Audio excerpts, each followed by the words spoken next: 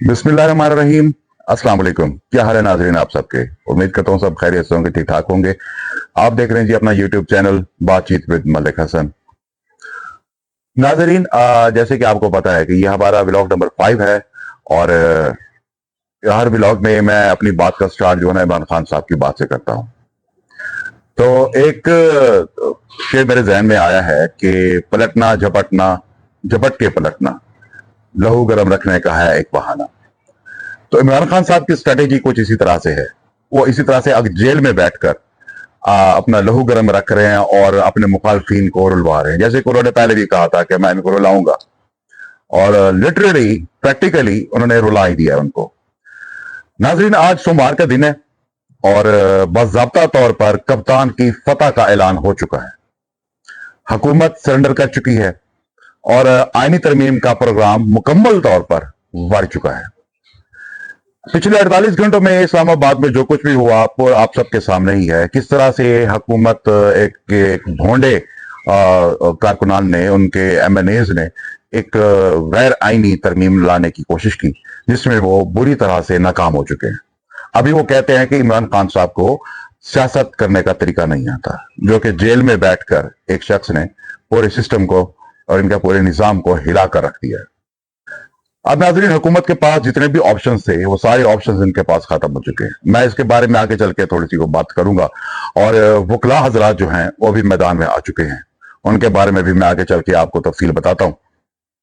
और इन वकला ने जनाब बाजी जो है मुकम्मल तौर पर पलट कर रख दी है। अच्छा, थोड़ा सा नून लीग वालों की के बारे में बात करते हैं। कल रात को का एक वाकया मैं आपकी गोशगुजार करना चाहता हूं कि इन नून लीग वालों की औकात इतनी है। मैं जब नून लीग वालों की बात करता हूं तो इसका मतलब है कि नून लीग के जो भोंडे फॉर्म 47 वाले एमएनएस बैठे हैं असेंबली में, मैं उनकी बात कर रहा हूं। इनकी औकात सिर्फ इतनी है कि एक आईनी तरमीम का मुसवदा तक इनको नहीं दिखाया गया। इनके जो वजीर कानून है, हालांकि होता ऐसे ही है कि जो वजीर कानून होता है, जो कोई भी आईनी मुसवदा तैयार होता है तो वो वजीर कानून की निगरानी में तय होता है। लेकिन कल एक ब्रेकिंग न्यूज आती है न्यूज चैनल्स पर कि वजीर कानून साहब कहते हैं जी मुझे आईनी मसौदा मिल गया है। कहां से मिल गया भाई? कहां से आया? ये कीमिया का फार्मूला आपको मिला कहां से है? आप अंदाजा करें, ये ऐसी भोंडी तरमीम थी कि नून लीग वाले और पीपल्स पार्टी के और बाकी उनके इत्तेहादी जो एमएनएस हैं उनमें से किसी को भी पता नहीं था कि भी जो आईनी तरमीम होने वाली है वो असल में है क्या, किस बारे में है, उसमें लिखा क्या हुआ, किसी को कुछ भी पता नहीं था। बस एक मैं लफ्ज इस्तेमाल नहीं करना चाहता हूं, जिन पे वजन लादा जाता है उसी तरह, उस जानवरों की तरह इनके ऊपर वजन लाद कर इनको असेंबली में भेज दिया। भाई जो कुछ आपको कहा जाए बस टिक कर देना, साइन कर देना, यस बॉस कह देना।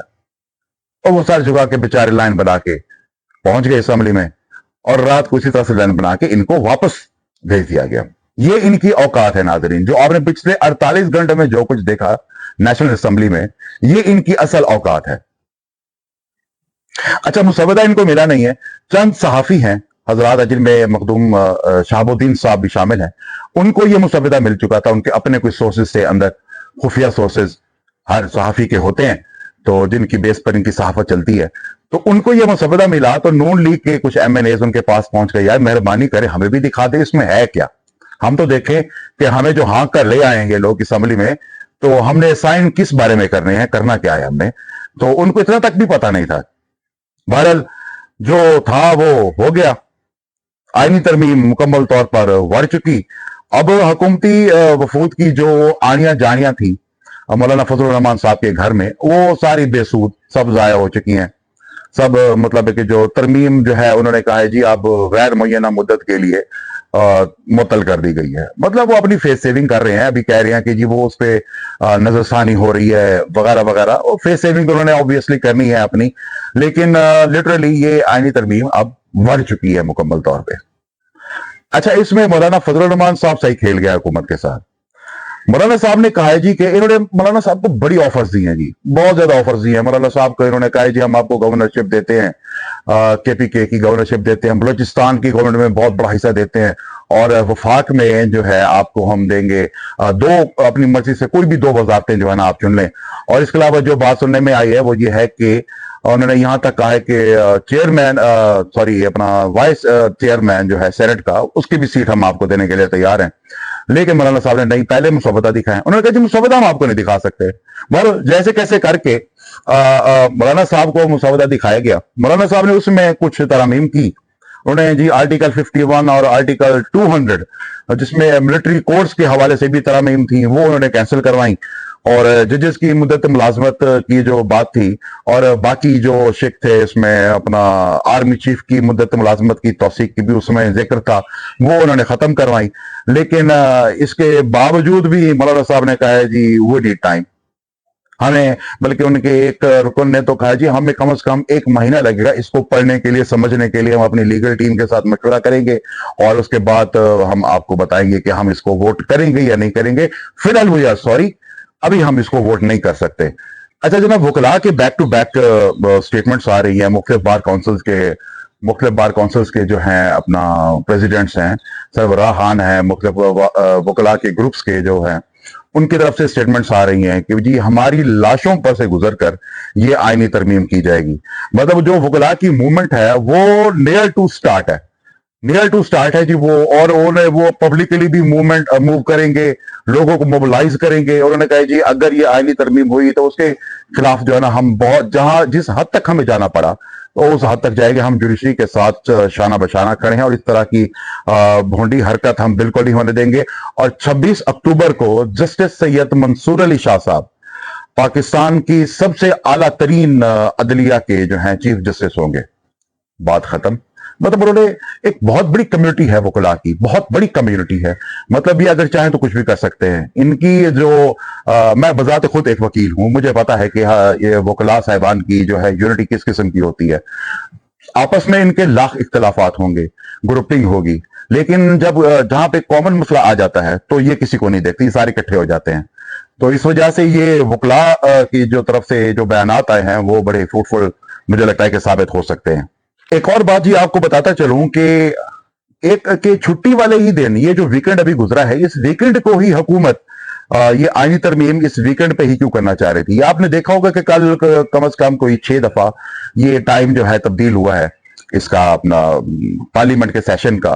और बल्कि मैं आपको ये भी बताता चलूं कि इन्होंने पार्लियामेंट से करके फौरन ही इन्होंने सेनेट का इजलास बुलाया हुआ था। मतलब ठक ठक इन्होंने हर चीज करनी थी, वो कर लेंगे फिर ये कर लेंगे।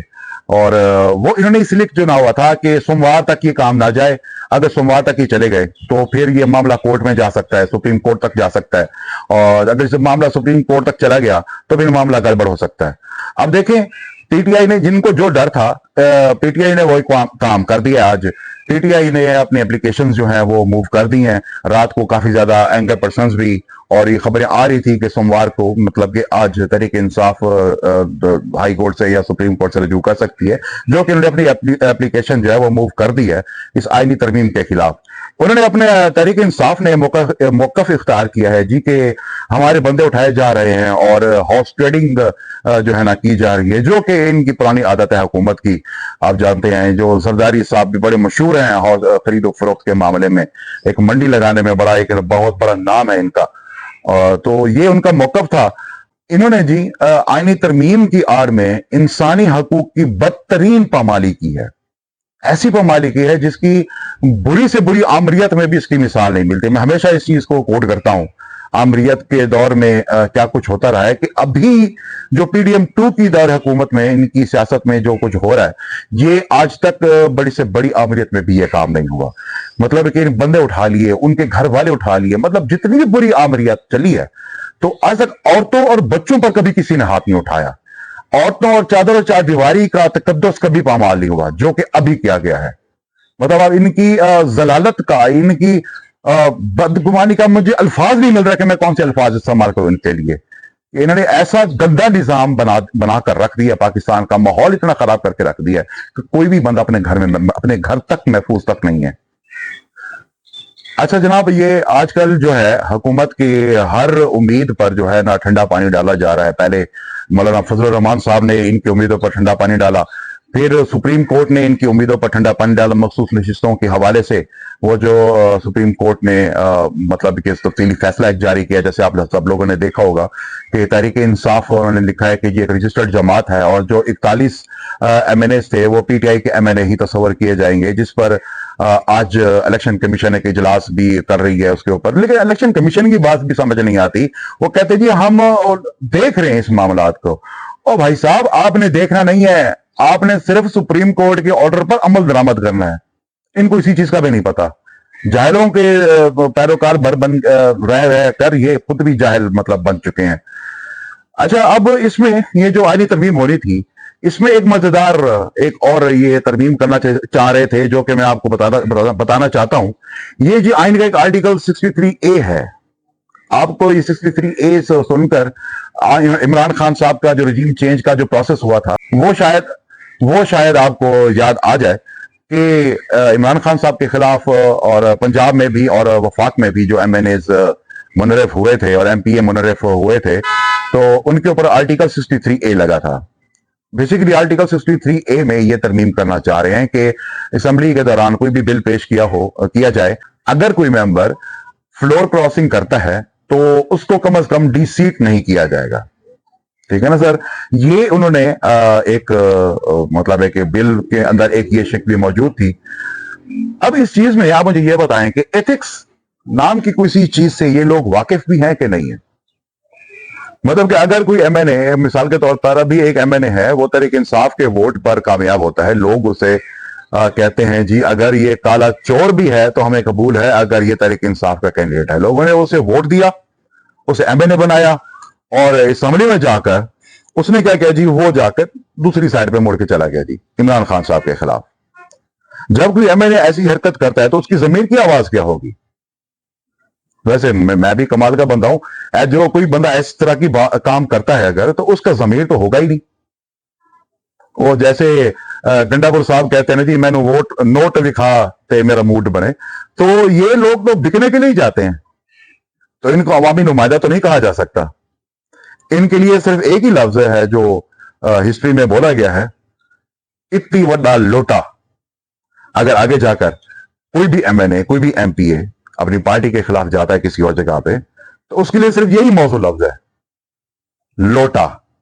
लोटा जो कि मौजूद हैं, अभी भी असेंबली में बैठे हुए हैं, मुख्तलिफ इलाके से ताल्लुक रखते हैं। और बड़ी ही अफसोसनाक बात यह है कि उनमें से अक्सरियत की तादाद जो है जनूबी पंजाब से है, हमारी सराइकी बेल्ट से है। फिर ये लोग कहते हैं जी हमें हमारा हक नहीं दिया जाता। अवाम क्या करे जी, अवाम क्या करे? वो तो इतमाद करके भेज देते हैं इनको असेंबली में, भी जाए आप हमारी नुमाइंदगी करें, हमें सहूलियात दें, हमें सड़कें दें, वगैरह वगैरह। अब एक मौसूफ MNA बैठे हुए हैं जी, पहले वो तरीके इंसाफ के MNA हुआ करते थे हमारे, अब वो नून लीग के MNA है। वो कहते थे जी अगर हमारे पास एक रोड है जी जिसे कातल रोड कहा जाता है, उस कातल रोड की वजह से काफी ज्यादा डेली बेसिस पे बहुत ज्यादा बेगुनाह लोग मारे जाते हैं, एक्सीडेंट्स होते हैं वहां पे, बहुत ही खतरनाक रोड है वो। तो उन्होंने बड़ा ही भड़क मारी थी कि मैं अगर तेरे ये कातल रोड को अगर मैंने ना बनवाया, डबल रोड ना बनवाई, तो मैं असेंबली से इस्तीफा दूंगा। तुम्हारी औकात ही क्या है इस्तीफा देने के लिए? जुर्रत है तुम्हारी? इस तरह की बातों पे इस्तीफा देने के लिए जिगरा चाहिए। बाज़मीर लोग ऐसे काम करते हैं, लोटों का यह काम नहीं होता। इस्तीफा दे देंगे। अच्छा, सुप्रीम कोर्ट इनको बार बार समझा रही है कि भी इलेक्शन कमीशन को कि बिना कि आप जाएं और जाकर जो है ना इसे अमल दरामद करें जो हमारा ऑर्डर है। और इलेक्शन कमीशन कह रहे जी हमें ये समझ नहीं आ रहा, हम गौर गौर करते हैं, ये करते हैं, वो करते हैं। मैं सुप्रीम कोर्ट से इल्तिजा करता हूं जी, इनको बुलाया ना जरा सुप्रीम कोर्ट में, और इनको जरा वो खुत्ती पे लगा के ना जरा समझाएं अच्छी तरह से कि बिना क्या आपको समझ नहीं आ रही, इनको समझाए जरा वहां पे जाके, इनको फिर समझ आनी है, अदरवाइज इनको समझ नहीं आनी। इनका इलाज सिर्फ यही है, इनका भी इलाज यही है। और वो MNA जो लोटे बन जाते हैं, मृत्यु तो अवाम पे तरस आते हैं जो लोग इनके साथ खड़े होते हैं। इमरान खान साहब सही कहते थे कि ये बड़े बेगैरत हैं, जो इनको सपोर्ट करते हैं वो उनसे बड़े बेगैरत हैं। अब वो खुद को बेगैरत साबित करते हैं, तो मैं क्या कर सकता हूं इसमें। अच्छा जी, आखिरी बात मैं आपसे डिस्कस करना चाहता हूं कि पिछले दिनों इमरान खान साहब पर खबर आई थी कि इमरान खान साहब पर एक और पर्चा करने की ये चक्रों में है, क्योंकि 9 मई के जो FIR थी, जो केसेस थे, उसमें इमरान खान साहब की जमानत जो है ना इंशाल्लाह ताला हो जाएगी। तो ये चाह रहे हैं कि जैसे ही उनकी उसमें जमानत हो तो फौरन किसी और केस में इनकी जो है ना गिरफ्तारी डाल दी जाए। तो इन्होंने एक पर्चा बनाया है जी, FIR इन्होंने तैयार किया है कि इमरान खान साहब ने एक ट्वीट की थी जिसमें उन्होंने मुल्क के हालात के बारे में उन्होंने डिस्कस किया था बेसिकली उस ट्वीट में। तो वो ट्वीट करने पर इन्होंने इमरान खान साहब के खिलाफ एक और केस करने की प्लानिंग सारी मुकम्मल की हुई है। और जो लास्ट सेशन हुआ था उसमें बिलावल जरदारी जो है वो जो अपने आप को बहुत बड़ा इनकलाबी समझते हैं और अपने माथे पर एक झूठा टैग लगाया हुआ है कि भी हम पाकिस्तान की सबसे बड़ी जमहूरी पार्टी हैं, उनका हाल मैं आपको बताता हूं जी। ये इतने कमजोर है, इतने बुजदिल है कि इनके सामने हल्का सा जमीन पे दबक के पांव मार दिया जाए ना तो इनकी चीखें निकल जाती हैं, ये लोग डर जाते हैं। ये इनकी असल औकात है, ये इनकी असल हकीकत मैं आपको बता रहा हूं। हैरानगी होती है कि बेनजीर भुट्टो जो थी वो तो बहुत दिलेर खातून थी, बहुत बहादुर खातून थी, पढ़ी लिखी खातून थी। ये बिलावल किस पर गया है? अब जाहिर है एक बच्चे के अंदर माँ और बाप दोनों के जीन्स होते हैं, तो कभी वो माँ पे चला जाता है, कोई बच्चा बाप पे चला जाता है। तो शायद ये अपने वाले साहब पे चले गए, लगता यही है। अब अंदाजा करें कि एक पॉलिटिशियन ने अपना इजहार राय किया है और उस पर इनकी चीखें निकल रही हैं। वो इजहार राय उन्होंने अभी भी नहीं किया, काफी अर्सा पहले किया था उन्होंने, जब इमरान खान साहब बाहर थे, और इनकी चीखें निकल रही हैं। अब सेशन जो तो हुआ था उसमें मुझे हैरानगी होती है कि देखें बिलावल है या मरियम है, इनको बड़ी शर्म आती होगी कि ये सोचते होंगे जब इमरान खान साहब की तकरीरें सुनते हैं, उनका विल पावर देखते हैं, सब कुछ देखते हैं, तो इनको शर्म आती होगी कि काश हमारे बाप भी इस तरह से दलेर होते। इनके अंदर ये एहसास कमतरी जो है ना, ये खत्म नहीं हो सकता, ये हमेशा ऐसे ही रहेंगे। अब असेंबली का सेशन हुआ था, आप अंदाजा करेंगे, उसमें ना बेरोजगारी इनको नजर आई, ना इनको महंगाई नजर आई, ना इनको गुर्बत नजर आई, ना इनको लॉ एंड ऑर्डर की सिचुएशन नजर आई, ना जो गुर्बत इफलास से लोग मर रहे हैं, जिनके पास रिहाइश तक नहीं है, 2 टाइम का खाना खाने तक उनको मुयसर नहीं हो रहा। ये मुद्दा जो एग्रीकल्चर के साथ, किसानों के साथ जो कुछ हो रहा है, इनको ये सब कोई भी मुद्दा शामिल नहीं था, सिर्फ एक ही मुद्दा शामिल था इनके पास, इमरान खान का ट्वीट। अंदाजा करें, ये 24 करोड़ अवाम के रिप्रेजेंटेटिव बन के गए बैठे हैं या किसी के दलाल बन के गए बैठे हैं? ये जरा आप लोग तशरीह करें इस बात की। मुझे तो ये समझ आ रहा है, या मुझे ये समझ तो नहीं आता कि ये किस चीज की नुमाइंदगी कर रहे हैं वहां पे। ये एमएनएस का काम होता है कानून साजी करना, अपने इलाके के, अपने हल्के के मसाइल को वहां पे डिस्कस करना, उनके बारे में मराहत लेना, अवाम के लिए सहूलियात मुयसर करना। इनको क्या नजर आता जी? इमरान खान की ट्वीट। कोई बात क्या होती है जी, इमरान खान ने ये कहा था, इमरान खान ने वो कहा था। भर गया जी इमरान खान आपके अंदर, लड़ा हुआ इनके जहन के ऊपर। बहरल ये हमारा आज का ब्लॉग था जी, और ये अपना ब्लॉग नंबर 5 यहाँ पर एंड करते हैं। अपना, अपने घर वालों का, अपने हमसायों का, अपने चैनल का बहुत ज्यादा ख्याल रखिएगा। मुलाकात होती है दोबारा कल एक नए ब्लॉग के साथ, नई बातों के साथ। तब तक के लिए खुदा हाफिज। पाकिस्तान जिंदाबाद।